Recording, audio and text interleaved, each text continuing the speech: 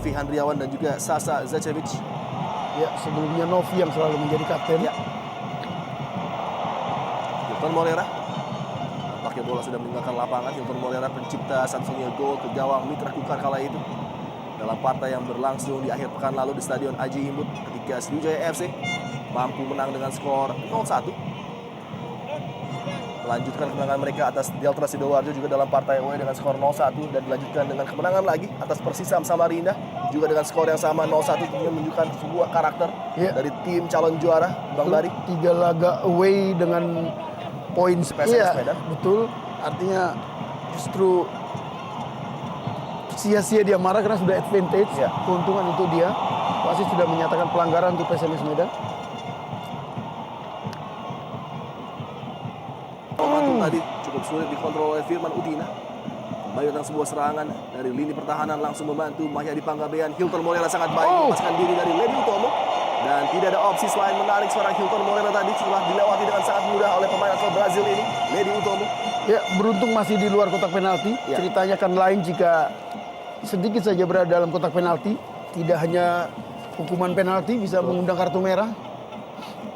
Pekerjaan tidak mudah bagi pemain yang biasanya diturunkan sebagai center back untuk berpindah posisi menjadi wing back kanan untuk menghalang laju pemain yang sangat brilian. Hilton Moreira memiliki kecepatan, dribbling yang sangat baik dan juga umpan-umpan yang akurat menuju Keith Kayambagams. Kembali sebuah set piece harus dihadapi oleh tim PSMS Medan. Sangat fokus kita lihat Firman Utina. Mungkin akan mencuri dengan menuju sebuah tiang dekat. Firman Utina lepas tadi Thierry Gattuso. Sayang sekali tidak bisa mengkonversi sebuah gol dari posisi yang cukup terbuka tadi. Iya, padahal bagaimana luar biasanya kita lihat umpan dari seorang Firman Utina yang mengarah tepat ke kepala Thierry Gattuso. Sayang terlambat atau timing yang kurang tepat saat meloncat untuk melakukan heading. Tidak bisa melewati kawalan dua pemain dan tercuri oleh Ponario Astaman yang langsung memimpin serangan balik bagi Sriwijaya FC kali ini. Dan nampaknya lagi-lagi harus dihentikan secara ilegal oleh Sasa Zečević. Ya, temperamen yang kurang begitu bagus kembali diperlihatkan Sasa. Jelas melakukan pelanggaran dengan menahan pakai tangan namun masih berbahaya dari PSMS Medan selalu membuat peluang-peluang yang berbahaya di depan gawang Edi Kurnia. Ya, dan tidak hanya itu kita lihat bagaimana kejelian seorang Hilton berpindah ke kiri ke kanan yang membuat Ledi Utomo selalu mengikuti dia kemanapun tapi tetap tidak mampu untuk mematikan pergerakan penyerang asal Brasil ini. Dimanapun dia bermain, Hilton Moreira selalu memberikan penampilan 120% bagi tim yang dia bela, baik di Delta Sidoarjo maupun Persib Bandung. Dan cedera panjang yang dia alami membuat dia harus berpindah dari Persib menuju Sriwijaya FC, namun memberikan penampilan yang sangat mengejutkan di musim ini. Ya, dan ada perubahan yang sangat signifikan dari karakter Hilton. Kita lihat, kita kenal. Kembali serangan dari Sriwijaya FC, mentah di kaki Rahmat. Sebuah tackling yang cukup keras tadi. Nampaknya dengan kaki terbuka diberikan Rahmat kepada Supardi. Lalu ada sebuah balasan yang tidak perlu terjadi.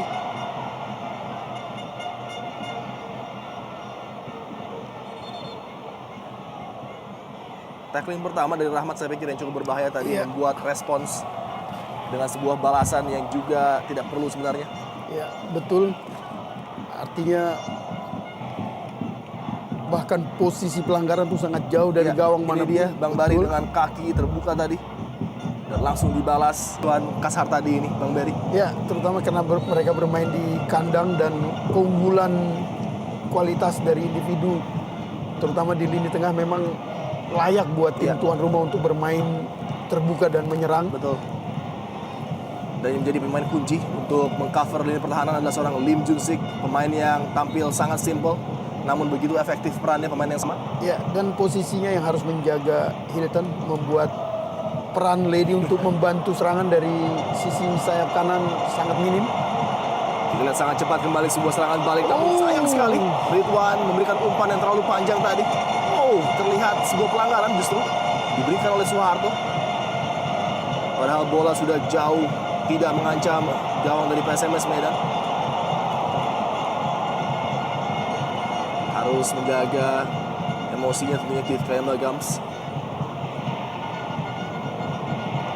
Ini dia umpan dari Ridwan yang terlalu panjang sebenarnya, namun ada sebuah pelanggaran memang terjadi ketika Anton Samba, PSMS Medan coba membalas ketertinggalan mereka dengan selisih 2 gol ini. Ari Priyatna, pemain ini dimasukkan pada babak kedua untuk menopang kinerja Osas Marvelous Saha di lini depan. Dan Nasya Cheng nampaknya dijatuhkan secara ilegal oleh Lim Junsik.